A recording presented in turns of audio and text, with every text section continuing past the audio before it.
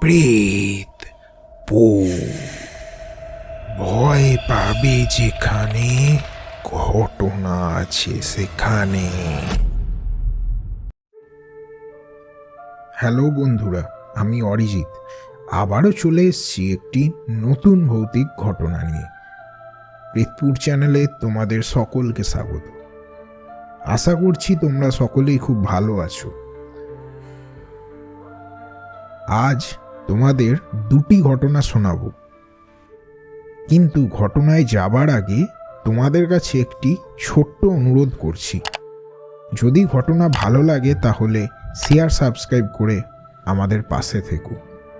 তোমরা আমাকে ঘটনা পাঠাতে চাইলে সরাসরি মেল করতে পারো প্রেতপুরের অফিসিয়াল মেলে prethpur.official@gmail.com। এই মেলটি তোমরা এই ভিডিওর ডেসক্রিপশানেও পেয়ে যাবে। তাহলে চলো আর দেরি না করে 19 নম্বর এপিসোড শুরু করছি।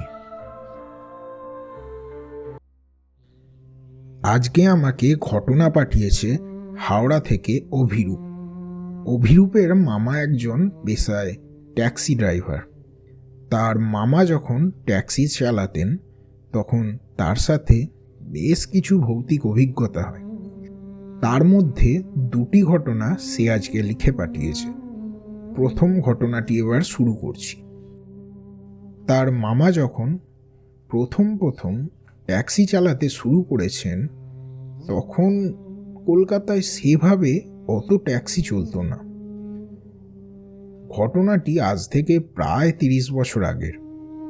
তখনকার দিনে এখনকার মতো অত যানবাহন চলতো না, তাই একটু রাত হলেই রাস্তাঘাট অনেকটা শুনশান হয়ে যেত। আর ছুটির দিনে তো এমনিই কম চলতো। তো এইরকম একটি ছুটির দিনে রবিবার ছিল, আর এমনিতেই রবিবার খুব একটা লাভ হতো না। তাই তার মামা কি করতেন, ওই একটু উপরি কামাইয়ের জন্য রাত করে ট্যাক্সি চালাতেন। ওই যদি একটা দুটো প্যাসেঞ্জার পেয়ে যান। তো একদিন প্রায় রাত করে ফিরছিলেন রেসকোর্সের মাঠের পাশ দিয়ে। তিনি দেখেন একটি লোক কালো জামা আর প্যান্ট পরে হাত নাড়ছেন ঠিক রাস্তার পাশেই। আর সেদিন ছিল শীতের রাত, সেই রাতে আবার কুয়াশাও পড়েছিল ভালো রকম। তো তার মামা সেটি দেখে যথারীতি ভাবলেন, চলো বাড়ি ফেরার সময় আরেকবার কামাই হয়ে যাবে। তো মামা তার কাছে গিয়ে গাড়ি থামান, তাকে জিজ্ঞাসা করেন, দাদা আপনি কোথায় যাবেন? কিন্তু বেশ অদ্ভুতভাবে ব্যক্তিটি কিছু না বলেই গাড়িতে উঠে পড়েন। তো মামার ভারী অদ্ভুত লাগে। গাড়িতে ঢুকে সেই ব্যক্তিটি এক ভীষণ ভারী কণ্ঠস্বরে বলেন, হাওড়া স্টেশন। মামার একটু অদ্ভুত লাগলেও ভাবলেন হয়তো টায়ার্ড আছেন, তাই বেশি কথা বলতে চাইছেন না। তাই মামা দেরি না করে আর গাড়ি ছোটাতে শুরু করেন। সেই অন্ধকার রাতেও তার মামা ব্যক্তিটিকে সেভাবে খেয়ালও করেননি। শুধু তার এইটুখানি মনে ছিল যে ওই ব্যক্তিটির পরনে ছিল কালো জামা প্যান্ট। তিনি সেভাবে তার মুখের দিকেও তাকাননি। আর যাত্রাপথে মামার প্রয়োজন বোধ করেননি ওই ব্যক্তিটির সাথে কথা বলার। তিনি নিজের মতোই গাড়ি চালাতে থাকেন। এভাবে কিছু দূর ট্যাক্সি এগোনোর পর মামা ব্যাক মিররে খেয়াল করেন যে ব্যক্তিটি অদ্ভুতভাবে তার দিকে এক দৃষ্টে তাকিয়ে আছে। আর তার মধ্যে একটা অদ্ভুত ব্যাপার হলো, সেই দৃষ্টিটা কেমন যেন, মানে তার মধ্যে কোনো প্রাণ নেই, যেন দুটো পাথরের চোখ তার দিকে একভাবে তাকিয়ে আছে। আর সেই চোখের চাহনিতে যেন মনে হচ্ছে পাতা পড়ছে না। মামা একটু ভয় পেলেন, এত রাতে এরকম কোনো ডাকাত চোর হলো নাকি। তাহলে তো মুশকিল হয়ে যাবে। তার কাছে কিছু টাকাও তো আছে। তিনি তখনও এই ভূত বা ভৌতিক কিছু ভাবেননি। তিনি ভাবছিলেন চোর ডাকাত তো হতেই পারে, যদি তার যেটুকু কামাই হয়েছে সেইটুকুও যদি চলে যায়। তো তিনি একটু সতর্ক হলেন। এবার তিনি যেতে যেতে ওই ব্যক্তির দিকে খেয়ালও রাখছিলেন। এমনিতে রাস্তায় সেভাবে খুব বেশি যে গাড়ি ছিল তা নয়, এমনিতেই প্রায় মাঝরাতের দিকে হবে। তো তিনি আর বেশি কিছু না ভেবে এবার একটু গাড়ি চালানোর দিকেই মন দেন, যাতে তাড়াতাড়ি তাকে ড্রপ করা যায়। কিছু দূর যাবার পরে তার হঠাৎ মনে হলো গাড়ির পেছনের সিটে কেউ বসে নেই। তখনও ট্যাক্সিটি হাওড়া ব্রিজ ক্রস করেনি। তার মামা ভাবলেন যে হঠাৎ কি হলো, ব্যক্তিটি তো হাওড়া স্টেশন যাবেন বলছিলেন। তো এটা ভেবে তিনি গাড়ি থামিয়ে বাইরে বেরোন। বাইরে বেরিয়ে এদিক ওদিক দেখতে থাকেন যে কোথায় গেল মানুষটা। হঠাৎ এভাবে তো উবে যেতে পারে না একটা মানুষ। এবার তিনি গাড়ির চারিদিকে খুঁজতে থাকেন। রাস্তায় দেখেন না, কোথাও কেউ নেই। শীতের রাত, কুয়াশাও পড়েছে ভালো রকম। তো তিনি এদিক ওদিক একটু দেখলেন, না, কেউ কোথাও নেই। হঠাৎ তার খেয়াল গেল নিজের সিটের দিকে। তিনি খেয়াল করলেন তার ঠিক পাশের সিটেই একটা অবয়ব দেখতে পাচ্ছেন। এবার তিনি কাছে গেলেন দেখার জন্য যে কে গেল গাড়িতে। গাড়িতে দরজা খোলার আওয়াজ পেলেন না, কিছুই পেলেন না। কিন্তু গাড়িতে ঢুকলো কে তাহলে? এখানে তো কেউ ছিল না। তিনি এবার একটু ভয় পেলেন। ভয়ে রীতিমতো তিনি তখন ঘামছিলেন। বাইরে যথেষ্ট ঠান্ডা, তাতেও তিনি ঘেমে গেছেন। তিনি সিটে এসে বসলেন। বসে ভাবলেন, মানুষটা এইমাত্র তো ছিল না, তাহলে তার পাশে কিভাবে এসে বসলো বা কখনই বসলো? তো তিনি নিজের সিটে বসলেন। বসেই তিনি ব্যক্তিটির দিকে তাকান। এবার ব্যক্তিটি হাসি মুখে তাকে বলেন, ভাড়াটা দিতে ভুলে গেছিলাম আপনাকে। দিয়ে ব্যক্তিটি হাত বার করে তাকে কিছু কয়েন দিতে যান। এবার মামা খেয়াল করেন যে ওই ব্যক্তিটির হাতটা ভারী অদ্ভুত। কীরকম বলবো, ধরুন কঙ্কালসার একটা হাত, তার মধ্যে যদি চামড়া পুড়ে গিয়ে একদম লেগে যায়, অনেকটা সেরকম। মানে হাতে মাংস প্রায় নেই বললেই চলে, পুরো কুঁচকে হাতের যে হাড় তার সাথে মিশে গেছে, আর সেই চামড়া প্রায় কালো। এবার তিনি মুখের দিকে ভালো করে খেয়াল করেন। তিনি দেখেন এবার ওই ব্যক্তিটির চোখের মনির জায়গায় পুরো সাদা, পুরো চোখটি সাদা। সেখানে কোনো মনির চিহ্ন মাত্র নেই, যেন ঘোলাটে দুটি চোখ অক্ষিকোটর থেকে বেরিয়ে এসছে। আর তার মুখটা বীভৎস, মনে হবে যেন একটা কঙ্কালের চারিদিকে চামড়া লেপ্টে আছে, শুধু কোনো মাংস নেই। এভাবে যে তিনি কখন অজ্ঞান হয়ে গেছেন তার খেয়ালই ছিল না। এই দেখে তার আর তারপর কিচ্ছু মনে নেই। তার হঠাৎ ঘুম ভাঙে একটা লাঠির খোঁচায়। মামা দেখেন একজন পুলিশ তাকে লাঠির খোঁচা দিয়ে ডাকছে।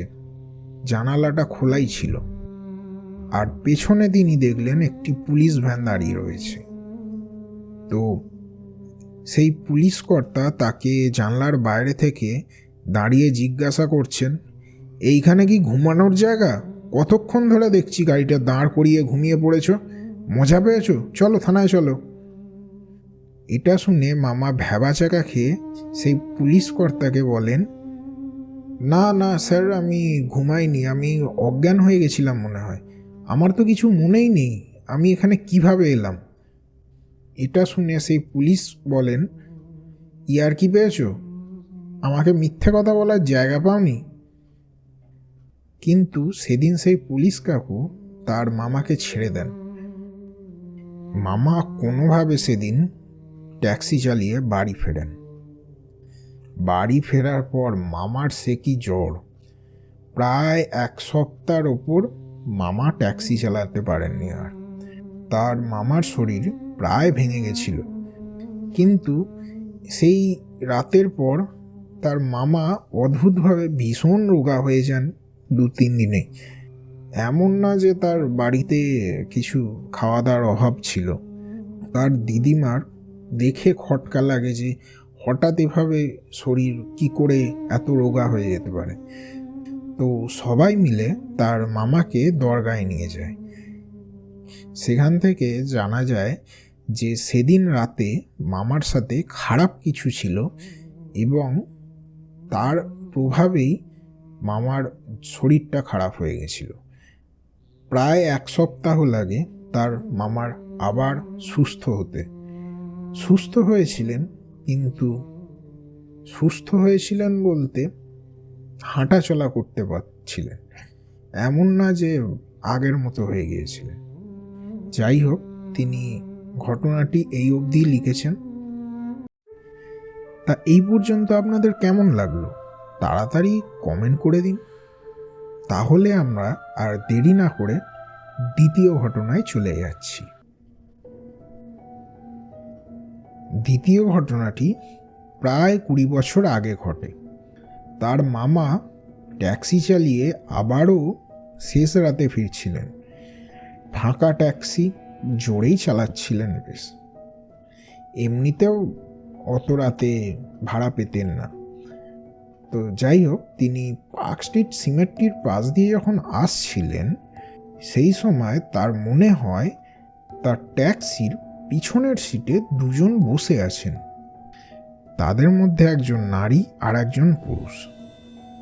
মামা তো অবাক যে তিনি এত জোরে গাড়ি চালাচ্ছেন, তা সত্ত্বেও কি করে মানুষ ভেতরে ঢুকতে পারে।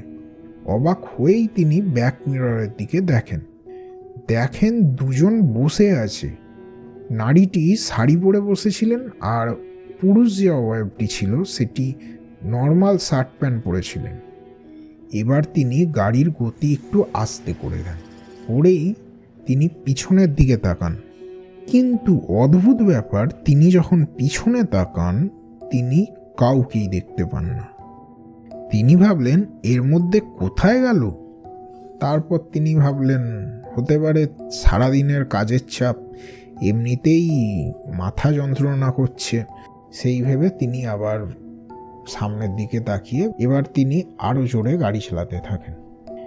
অনেক রাত হয়ে গেছিল, তাড়াতাড়ি তাকে বাড়ি ফিরতে হতো। এবার আবার কিছুটা যাওয়ার পর তার হঠাৎ ব্যাক ভিউ মিররের দিকে চোখ যায়। তিনি দেখেন ঠিক ওইভাবেই ওই 2 জন আবারও বসে আছে। অদ্ভুতভাবে তাদের মুখ দেখা যাচ্ছে না, মানে তারা কি পড়ে আছেন, কিভাবে আছেন সব দেখা যাচ্ছে, কিন্তু তাদের মুখের জায়গাটা একটা ঘন অন্ধকার। এবার তিনি পিছনের দিকে আবার তাকিয়ে দেখেন কেউ বসেনি। আবার তিনি ব্যাক ভিউ মিররের দিকে তাকিয়ে দেখেন সেই 2 জন তার দিকে সোজা দেখছে, আর তাদের মুখ দেখা যাচ্ছে না, কিন্তু তাদের চোখ দুটো জ্বলছে, যেন মনে হচ্ছে 2টো সাদা ফুটকি অন্ধকারের মধ্যে থেকে জ্বলে আছে। তিনি ফিল করেন যে হঠাৎই সেই ট্যাক্সির মধ্যে আবহাওয়াটা কেমন একটা ভারী ভারী হয়ে আসে, তার গাটাও বেশ ভারী ভারী লাগে। এবার তিনি একটু হালকা হতে জানলার কাঁচটা নামিয়ে দেন। এবার বাইরের ঠান্ডা বাতাস জোরে ঢুকতে থাকে, কিন্তু তাও তার গাটা কেমন একটা ভারী লাগছিল। এবার তিনি আবার ব্যাক ভিউ মিররের দিকে তাকান। সেখানে তাকিয়েই দেখেন কেউ নেই পেছনে। কিন্তু এবার যখন তিনি পিছনের সিটে তাকান, তিনি দেখেন দুজন বসে রয়েছে। এবার তিনি গাড়ির জোরে ব্রেক কষেন। তিনি খেয়াল করেন তারা দুজন তার দিকে সরাসরি দেখছে। এবার আর কোনো চোখের ভুল ছিল না। তিনি দেখেন দুটো অবয়ব শান্তভাবে পেছনের সিটে বসে আছে, আর সেই ঘন অন্ধকার থেকে তারা তার দিকেই চেয়ে আছে। আলো আঁধারির মধ্যে তাদের শরীরটা দেখা গেলেও তাদের মুখ কিন্তু দেখা যাচ্ছিল না। সেখানটা যেন এক গাঢ় কুয়াশার অন্ধকার হয়ে রয়েছে। তিনি ভাবেন এই চলন্ত গাড়িতে উঠল কিভাবে তারা। তার আর বুঝতে বাকি রইল না তারা মানুষ ছিলেন না। তাদের সাথে যে কথা বলবেন, জানতে চাইবেন, সেই সাহসটাও তার মধ্যে ছিল না। ভীষণ ভয়ে তার মুখ দিয়ে প্রায় আওয়াজ বেরোচ্ছিলই না। তিনি মনে মনে রাম নাম জপ করতে থাকেন, হনুমান চল্লিশা পড়তে থাকেন। তার কাছে একটি হনুমানের ছবিও ছিল। তিনি সেটা বার করে শক্ত করে হাতে ধরেন। তিনি আর কিছু না বলে আস্তে আস্তে গাড়িটা চালাতে থাকেন, যতটা যাওয়া যায় আর কি। বেশ অনেকটা দূর চলে আসার পর হঠাৎ তিনি খেয়াল করেন সেই পেছনে আর কেউ নেই, এবং গাড়ির যে আবহাওয়া, যে গুমোট আবহাওয়াটা ছিল, সেটা হঠাৎ করেই কোথায় উবে গেল। আর তার সাথে তার মনে হলো তার পিঠে অদ্ভুতভাবে কেমন একটা জ্বালা করছে। তিনি অতটাও গুরুত্ব না দিয়ে বাড়ি চলে আসেন। বাড়ি ফিরে তিনি যখন জামা চেঞ্জ করছিলেন, তখন তার মামি হঠাৎ খেয়াল করেন যে তার মামার পিঠে একটা বড় আঁচড়। কেউ যেন তার পিঠের ওপর থেকে নিচ পর্যন্ত 3 আঙুলের অদ্ভুতভাবে দাগ কেটে দিয়েছে। সেই আঁচড়টি ছিল কোনো বড় প্রাণীর 3 আঙুলের দাগের মতো, আর সেখান দিয়ে অল্প অল্প রক্তও বেরোচ্ছিল। যদিও আঁচড়টা খুব গভীর ছিল না, তাও 3টে আঙুলের দাগ স্পষ্ট ছিল। তার মামি মামাকে জিজ্ঞাসা করেন যে কিভাবে হলো। তাও মামা কিছু না বলেই সেদিন ঘুমিয়ে পড়েন। পরদিন থেকে তার মামার বাড়ির লোক খেয়াল করেন যে তার মামার মধ্যে অদ্ভুত আচরণ। হঠাৎ করেই যেন চুপ হয়ে গেছেন, খাওয়া দাওয়া বন্ধ করে দিয়েছেন, একটা ঘরে চুপটি করে বসে থাকেন। কেউ কাছে গেলেই রেগে যান, রেগে গিয়ে বলতে থাকেন, একদম তোরা কেউ আসবি না আমার কাছে, কাছে আসলেই তোদের মেরে ফেলবো। মাঝে মাঝে আবার বলতেন, অনেক দিন পর একটা ঘর পেলাম। কিন্তু তার দিদার এখানেই সন্দেহ হয়। তিনি আবার সেই দরগার মৌলানার সাথে যোগাযোগ করেন। তার মামাকে কোনোভাবেই দরগায় তারা নিয়ে যেতে পারেননি। তো মৌলানা সাহেবকে তাদের বাড়িতে আসতে হয়। তিনি বাড়িতে পা দিয়েই বলেন, এখানে 2টি আত্মা রয়েছে। অদ্ভুতভাবে তিনি যে কি করে সব বুঝে গেলেন সেটা তারা কেউই বুঝতে পারেননি। তারপর সেই মৌলানা অনেক কিছু করেন, মামাকে ঝাড়ান, তাকে 2টো তাবিজ দেন। তিনি বলেছেন যে তার মামার প্রায় 1 মাসের ওপর লেগেছিল সুস্থ হতে। মামা এবারেও প্রায় বিছানার সাথে মিশে গিয়েছিলেন। আর একটা মুশকিল হয়েছিল, তিনি বারবার সেই তাবিজগুলোকে কোনোভাবে হারিয়ে ফেলতেন বা ফেলে দিতেন। তার জন্য তিনবার তাবিজ বদল করতে হয়। এখানে একটি মুশকিল হয়, তার মামা কিছুতেই সেই তাবিজ নিজের কাছে রাখতে পারছিলেন না, কোনো না কোনোভাবে হারিয়ে ফেলছিলেন। তাই বারবার তাবিজ বদল করতে হয়, আর অনেকবার তার মামাকে ঝাড়াতে নিয়ে যাওয়া হয়। অনেকবারের প্রচেষ্টায় তার মামা সুস্থ হন। ঘটনাটি তিনি এই পর্যন্ত লিখেছেন। তাহলে আজ এই পর্যন্তই। আমার তরফ থেকে অভিরূপকে ধন্যবাদ এরকম দুটি শিহরণ জাগানো ঘটনা আমাদের পাঠানোর জন্য। ঘটনাগুলি তোমাদের কেমন লাগছে? ভালো লাগলে লাইক শেয়ার করে আমাদের পাশে থাকো। তোমরা যদি নতুন এরকম ঘটনা আরও পাঠাতে চাও তাহলে আমাকে মেল করো প্রেতপুরের অফিসিয়াল মেলে। মেল তোমাদের প্রথমেই বলে দিয়েছি। আর তোমরা যদি প্রেতপুর চ্যানেলে নতুন হও তাহলে সাবস্ক্রাইব করে বেল বটনটা অন করে দাও। এই চ্যানেলে আরও ঘটনা শুনতে চাইলে ভিডিওর বাম দিকে যে বক্সটি আছে সেখানে গিয়ে আরও ঘটনা শুনতে পারো। আজ এই পর্যন্তই তাহলে। ততক্ষণ ভালো থাকো, সুস্থ থাকো আর প্রেতপুরের সঙ্গে থাকো। আজকের মতো বিদায়।